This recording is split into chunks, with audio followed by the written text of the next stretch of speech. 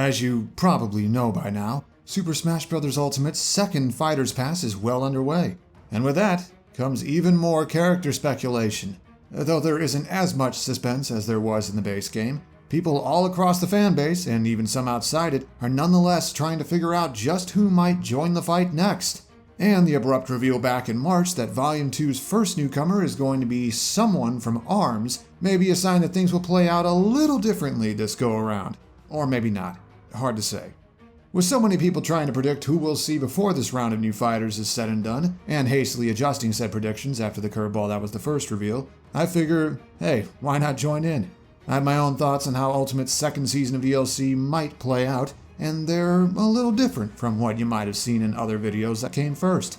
One way this will diverge from the usual setup is that this won't actually be a clear-cut, here's exactly who I expect kind of prediction, because the first Fighters Pass had so many twists and turns that trying to nail down an exact list would be a fool's errand. What I want to do instead is take a closer look at a handful of characters who I think have enough in their favor right now to make them worth taken seriously. And for this video, we'll be talking about third-party characters. Always a popular topic, intercompany crossovers are, and one that's kind of monopolized roster speculation for Ultimate at times. But beneath all the talk, all the back and forth arguments and clout chasing, who might Sakurai, Nintendo, and everyone involved send that iconic invitation to next? To get as clear an idea as we can about what we should look out for, let's go over some guidelines real quick. Don't worry, these won't take too long, it's just important to lay the groundwork, you know? At the end of Byleth's presentation, Sakurai put extra emphasis on using new mechanics and ideas to give each new fighter their own identity. Seems like he wants to make each newcomer from here on out be interesting enough to play as that they hook the people who are still playing Ultimate. And considering how very different ARMS is by fighting game standards, the upcoming fighter from it is sure to be right in line with that. It's not just about who a character is or what they'd represent, it's also about what they can do. Worth mentioning for guest fighters especially, since so many speculators kind of overlook that and only focus on what wild new crossovers could happen and how hyped the reveal trailers would be. Smash is about more than just collecting names, and we should keep that in mind. Fighters Pass Volume 1 never gave us a clear-cut answer on whether characters with non-playable roles in the base game are eligible to make the jump as DLC. But considering how many of ARM's main characters are in the game already, it's looking increasingly likely, though not 100% confirmed yet, that at least one of those barriers is coming down, which could open things up a lot. This video is going to touch on some characters who currently have spirits in Ultimate, but I've decided to pass on assist trophies for now, mostly because there are a lot of other characters I want to give attention to. Tell you what though, if we get proof that assist trophies can become playable in this wave of DLC, I'll do a follow-up video that focuses specifically on them. And if you haven't yet, make sure you subscribe and click the little notification bell so you won't miss that assist trophy video if or when it happens. I see a lot of arguments surrounding third-party characters about which ones are most iconic and deserving to get into Smash. It leads to heated arguments, and when a company has multiple characters who are viable options, it gets even worse. And the thing is, the icon talk kind of misses the point. Smash has always aimed for a mix of both old and new characters, and while most guest fighters have leaned toward the older side of things, we did get a very notable newer one a year ago who met a lot of positive reception. Just remember, the Smash roster isn't trying to be a who's who of who matters and who doesn't. That's just something that vocal parts of the fanbase have attributed to it over the years. And on that note, the Smash community has this way of interpreting character speculation like some kind of contest for power, acting like the roster is supposed to create a hierarchy of which characters or franchises are most important. Honestly, I think it's a byproduct of how many people are kind of conditioned to interpret everything as a zero-sum contest for dominance. Enough that it bleeds into the very fandoms that are supposed to be an escape from the stress of our everyday lives. The truth is, Sakurai isn't trying to make a statement with who does or doesn't get chosen each game, he's just trying to put a compelling roster together. It's this fan idea that characters need to be put in the spot they quote-quote deserve that leads to so much toxicity in this community. So, can we take a step back and try not to drag that in with us when it's caused so many problems already? And finally, for all the steps we take to try and predict stuff, Smash has a way of taking sharp left turns in ways we never saw coming. Despite this, a lot of speculation tends to pick a small set of favorites early on and revolve almost entirely around them. And every time we get caught off guard, the greater community tends to overreact in one of two ways. Sometimes the surprise reveal is a mind-blowing revelation that shatters everything we thought we knew and proves that anything can and will happen now. And sometimes it's treated like a stab to the back that proves Sakurai doesn't care about the real fans and is only picking characters he personally likes. And both reactions are irrational in different ways. While I'm the last person who'd tell someone not to get emotionally invested in characters you care about, when it comes to figuring out what might happen next, it's better we keep our emotions in check and try to look at things more analytically, something even I have trouble with sometimes. If we do get blindsided by a reveal, it doesn't mean everything we know is a lie, nor does it mean Sakurai or someone else acted out of pure bias. It just means we missed something. From there, we can take a closer look into exactly what happened and how, based on what information we can gather, and take that into account going forward. Basically, hype responsibly. Now, with those guidelines in mind, let's see which third-party characters are worth keeping an eye on. Our first batch of hopefuls are, I wouldn't quite call them frontrunners with how hard it is to nail down anything right now, but these four are who I'm most comfortable saying have the inside track to joining the fight. And the first of them is someone with scarce few appearances, yet even those have been enough to leave a legacy that still endures to this day. Hoping to reconnect with some old friends and grant a long-forgotten wish, our first hopeful is... Geno! You'd never expect a one-off character from a nearly 25-year-old game to have such a long-running base of Smash support, and yet, here we are. Designed by a company then known as Squaresoft as an original character for what, at the time, was a very bold direction for Mario to spin off into, Super Mario RPG became both a cult classic and a trailblazer for many more Nintendo collaborations and Mario spin-off games, including several more RPGs. And Geno became a fan favorite despite being mostly MIA ever since. With an enduring fan base that did turn out for the Smash ballot back in the day, characters from both Final Fantasy and Dragon Quest already present, no sign yet of his old Mii costume, and Sakurai being a known fan, the odds for this celestial star inhabiting a child's toy are the best now that they've been in a very long time. But remember, it's not just about who a character is, it's also about what they can do. With each potential newcomer, we want to focus on any standout abilities or new mechanics they could bring to Smash, which Geno just so happens to have, in the form of the action commands Mario RPG spin-offs have become so famous for that made their debut in his game. Basically, several of his A-button attacks would have a unique thing where you could press the A button again right as the move hits to deal more damage. Basically, it'd be like a sweet spot hitbox that you have to manually turn on for a couple frames. Geno's actual attacks could pull from the many different weapons and skills he obtains in Super Mario RPG. Combining his natural star magic with all kinds of sized-up toy munitions would give him a very distinct moveset. Think stuff like shooting iron pellets out of the doll's fingers or detaching its hands like rockets, alongside charging and firing energy lasers or calling down rays of light from above. It'd all go toward a glass cannon fighting style who actively tries to outspace and overpower his opponents with hard-hitting attacks. This lean more toward offensive spacing would help differentiate him from Mii Gunner's pure defensive zoning. Each newcomer in this set of DLC will also bring a new stage with them, and while Super Mario RPG has a lot of memorable places, the obvious pick would be the forest maze where you first encounter Geno and he actually joins your party. The dark and mysterious atmosphere would give it a very distinct feel from the stages we have so far, especially if you had to deal with various enemies crashing the party or the local boss shooting paralyzing arrows from the background. Though an equally interesting option is a stage based on the game's final dungeon, an interdimensional factory that manufactures an endless army of living weapons. Up next, we have someone a little more contentious. While they do have a fair amount of support, they also saw some resistance during Season 1. But some of that pushback has eased up in the time since, which has brought their sheer potential more to the forefront. Hoping to one day build a masterpiece in Smash, next is... Steve! If you didn't already know, Steve is the default avatar character of a little game called Minecraft. You've probably heard of it. Going into DLC, people were wondering if Microsoft's increasingly warmer partnership with Nintendo would let one of their characters join Smash. But since a certain Baron Bird had a much bigger, older, and louder support base, it led to Steve and Minecraft as a whole being treated like boogeymen for a while. But with Banjo and Kazooie on the roster now, and Microsoft officially involved, I could definitely see this Master Craftsman joining them. Though he still isn't the only Microsoft character getting talked about lately. In some circles, he's still seen as getting in the way of someone else. While Master Chief isn't entirely impossible, I suppose, I do think we're better off looking here, realistically. And that's not necessarily a bad thing. You see, Steve's greatest asset is his ability to embody the limitless potential of Minecraft in his moveset. From using different weapons and tools, to whipping out minecarts and other creations, to building himself new equipment on the fly, to even placing down a block or two to alter the stage layout, his moveset potential is through the roof. Check out the character concept I built for him last year if you want to see how it could work. This would all come together into a design and fighting style that both encourages and rewards creativity when playing as him. The more ingenuity you bring, the more varied and adaptable he'd become, able to respond to whatever his opponents throw at him, as long as you get the chance to set everything up.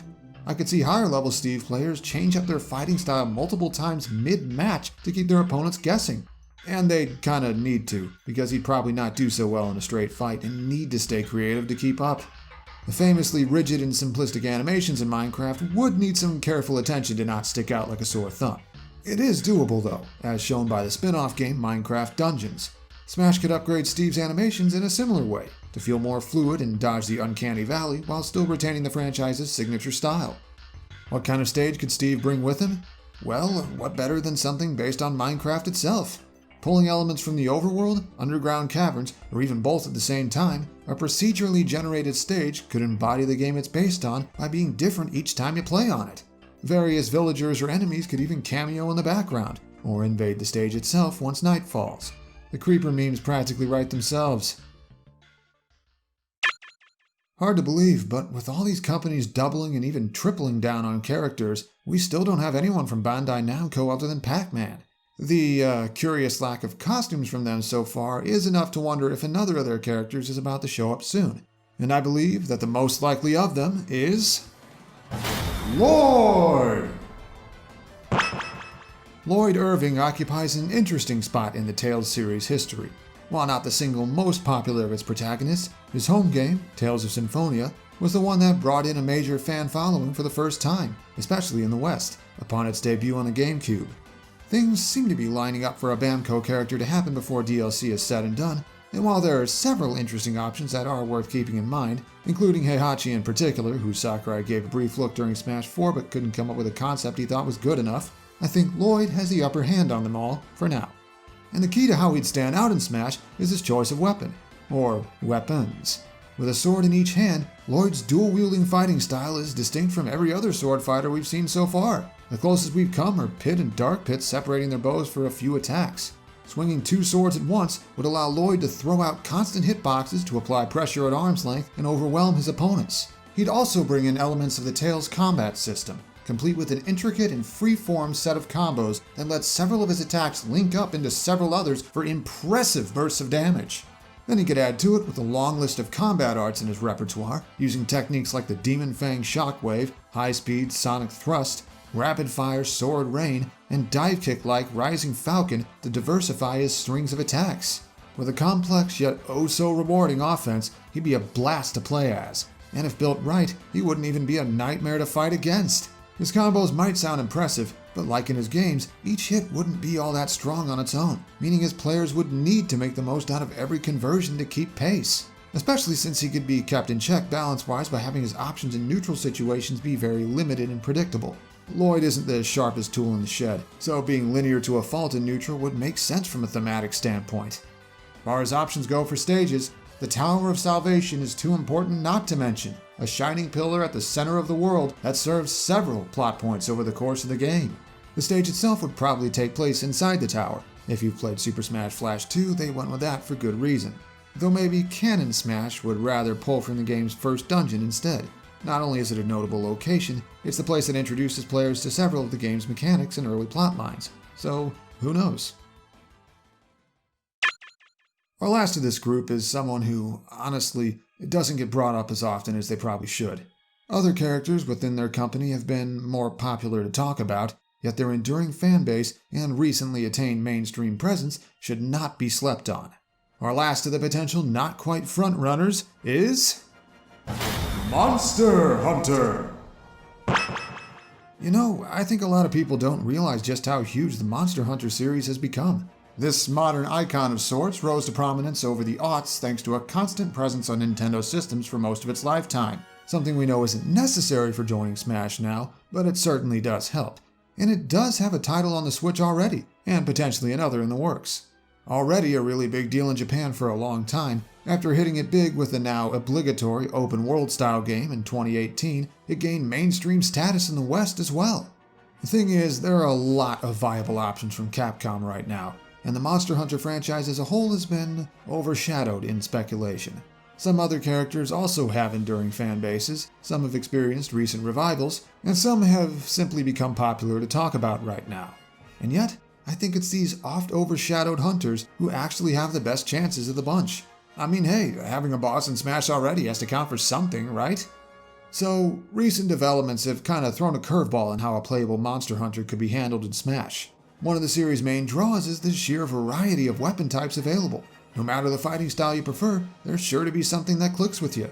Except, we kinda just got a character whose big selling point is fighting with multiple weapons. So while it could still be a thing here, I could see an Inkling-like moveset that focuses on the greatsword but pulls out other weapons for singular attacks. It'd work best if there was something else to focus the hunter around. Fortunately, there is, using the series' various items to create a focus on traps and setups. Exploding barrel bombs as stage control tools, temporary buffs from imbibing potions if you can make it through that silly animation without getting hit, all a means toward gaining the upper hand on your quarry while quietly observing how they fight and picking the right times to exploit their habits, just like fighting one of the many monsters the series is known for. Oh, and we can't forget costumes. One of the series' other big draws is the sheer variety of armor you can forge from the monsters you slay, and you can't not include that in Smash. On top of the usual 50-50 split between male and female like with other Avatar characters, I could see each of the hunters' alternate costumes being a completely different model based on some of the series' most iconic armors. For stages, the Verdant Hills are a recurring location in multiple games that work perfectly as a traveling stage, stopping off in different sections with different monsters in each area. Or for something a little less hostile, the main hub town from Monster Hunter World would allow for an intricate stage layout and the kinds of character cameos that DLC stages have been favoring. The rest of these characters are, at least in my opinion, not quite as likely as the previous four. Don't get me wrong though, they still have a notable chance, and as you're about to see, they could still be plenty interesting. And the first of them is a little different. Every character we've discussed so far would be another from a company already involved in Smash, but as we saw with Terry in Volume 1, there's still room for new companies to jump in now. And one decisive example of that could be none other than Hayabusa! When people talk about iconic action titles on the NES, there's Mario, Metroid, Mega Man, Castlevania, and Ninja Gaiden. The first few games in this now classic series are remembered most for two things: pioneering the use of cinematic cutscenes in video games, and being so difficult they'll make you want to tear your hair out. If Sakurai and all parties involved wanted to bring in another character with the potential for a more retro flair, then Ryu Hayabusa and his ninja skills are on call. Well, probably. He's more or less the mascot of Koei Tecmo, but they do have other options, like maybe someone from Dynasty Warriors if the fact that the characters are based on historical figures doesn't get in the way. There's also the Dead or Alive franchise, but, well, Smash is for good boys and girls, so I don't see that happening anytime soon. But back to the man of the hour. Hayabusa could stand out in Smash with a whole set of advanced movement options inspired by the ones he's picked up across the series, more than any other character we currently have could match. It ranged from simple stuff we've seen before, like a crawl and a wall jump, to being able to climb walls, to running across the surface of water, to stuff like a special attack he could throw out as he jumps up onto a platform from below. Combining all of these together would give him methods of traversing the stage that no one else has. Then his attacks could use his signature Dragon Sword and Ninpo techniques to give his moveset a distinct feel that ideally would have him fight differently enough from the two ninja-like characters we already have to stand out on his own. Windmill shurikens that spin around him like boomerangs, whirling flames to shield him from opponents at close range, and you gotta have the Izuna drop in there somewhere. And where some other characters are simpler and easier to get the hang of playing as, one of Hayabusa's selling points could be a notably high learning curve, just like in his original games on the NES. Tough to get the hang of, even more difficult to master, but feels incredibly satisfying once everything starts to click. For the stages this old school icon could bring with him, a good place to start would be the home village of the Hayabusa clan, with all the classic ninja trappings. Maybe there could even be foreground elements for you to hide behind and ambush opponents in free-for-alls. Or for something a little more climactic and foreboding, there's the demonic temple that the first Ninja Gaiden's final chapter takes place in. But that's not the only option from a company not yet present on the roster. While Sakurai did say Smash has become a sort of celebration of Japanese gaming, he's not against a Western company joining in too, as we already saw with Microsoft. And I think another notable developer from outside Japan could follow suit with their own mascot. Hoping to make the jump from spirit to playable, it's Rayman! What is this now, the third time he's ended up in one of these? Rayman has a long and kind of complicated history with Nintendo that spans roughly 25 years, if you can believe that. His first game was originally developed for the SNES before things fell through and he wound up on the PS1 instead, but he's been a multi-plat character ever since, showing up on just about every major console in some way, shape, or form.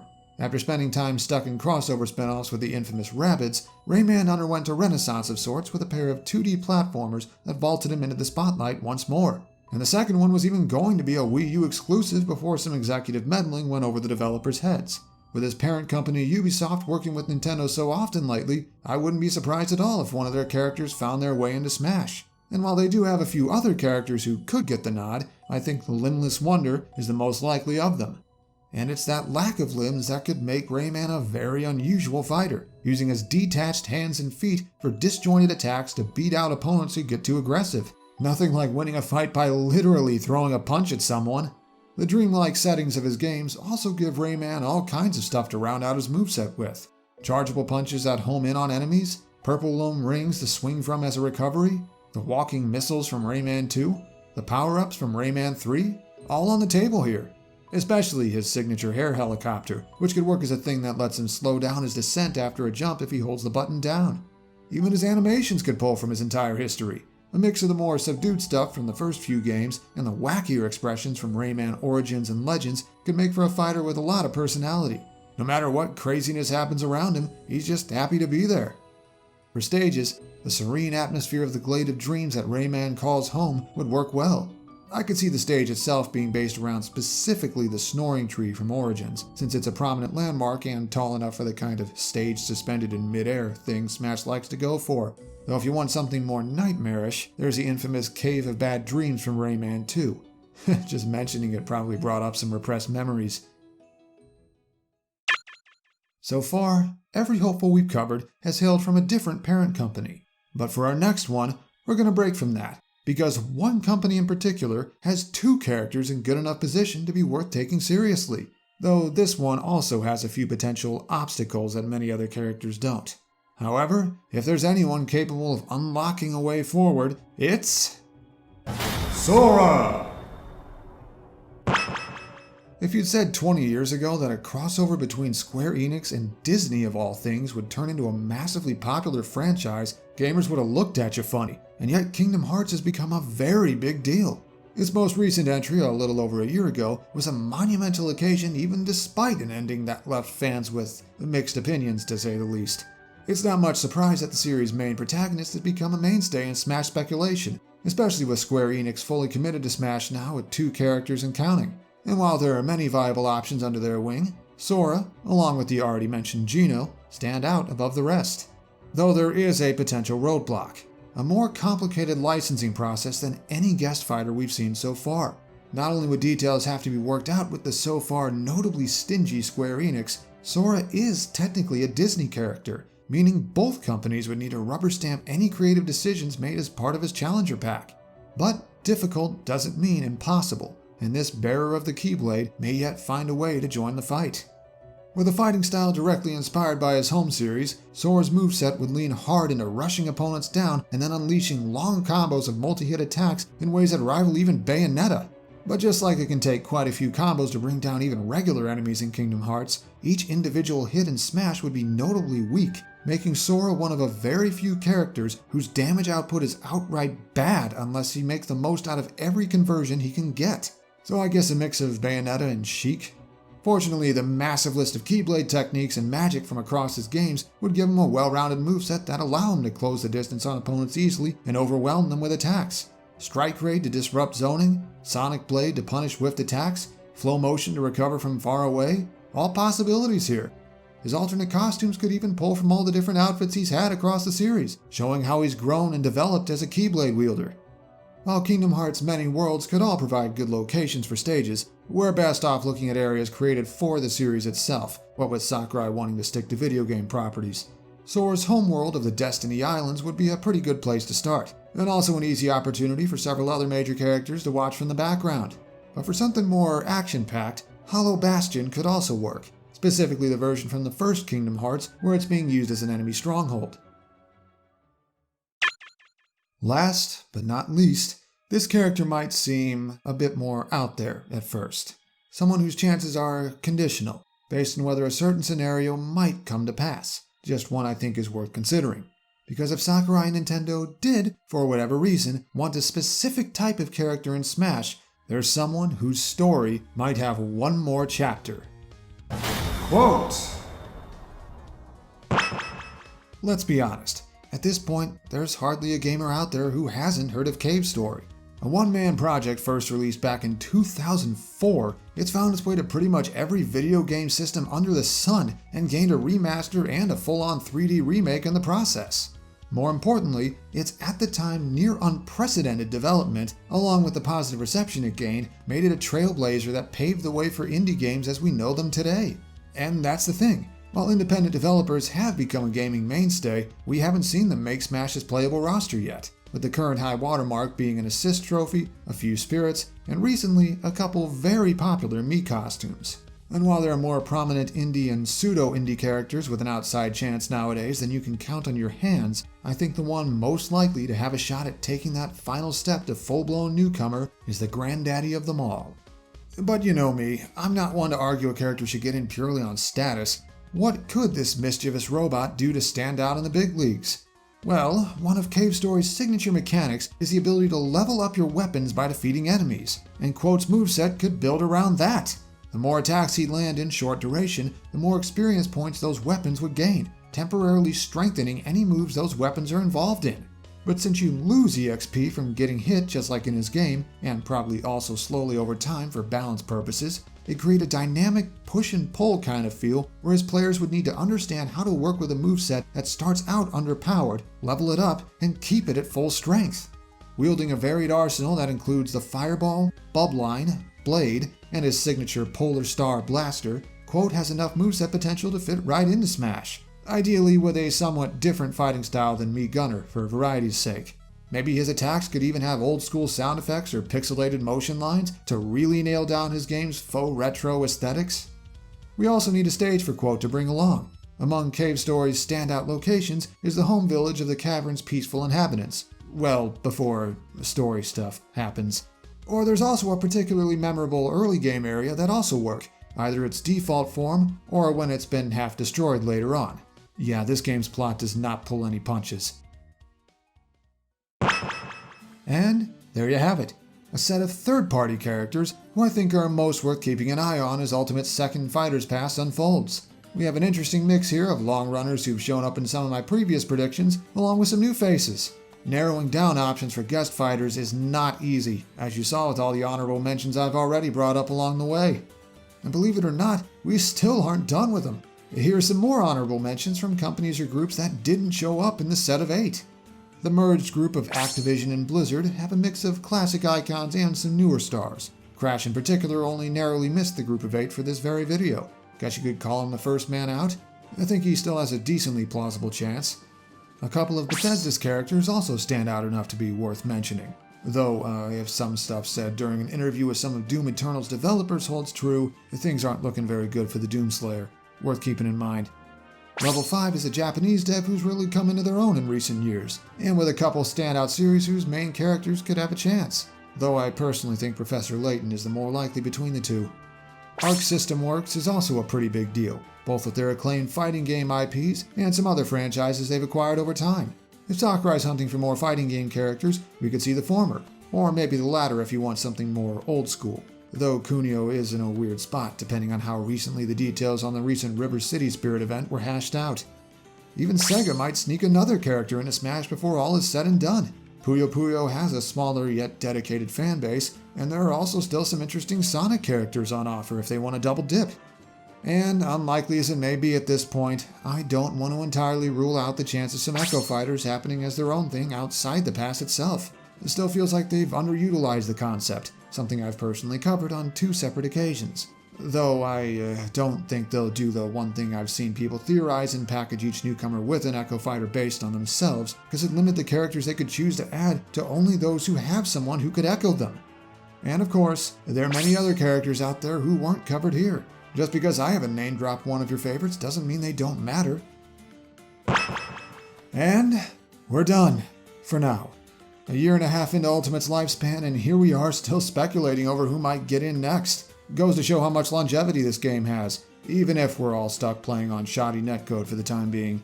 Third-party characters are always a touchy subject despite their popularity because they include so many people's childhood favorites. Whether or not they end up joining Nintendo's Ultimate Fight or not, though, nothing can truly take those memories away. But how about you? Which third-party characters are you personally hoping for? Consider this your chance to make your voice heard. Special thanks for this video goes to the people you see here. Major thank you to my patrons for their continued support, especially in times like these. I'll keep the content coming, promise. And so, until next time, might only be a matter of time now until the next DLC fighter is revealed. I'm getting kinda nervous just thinking about it.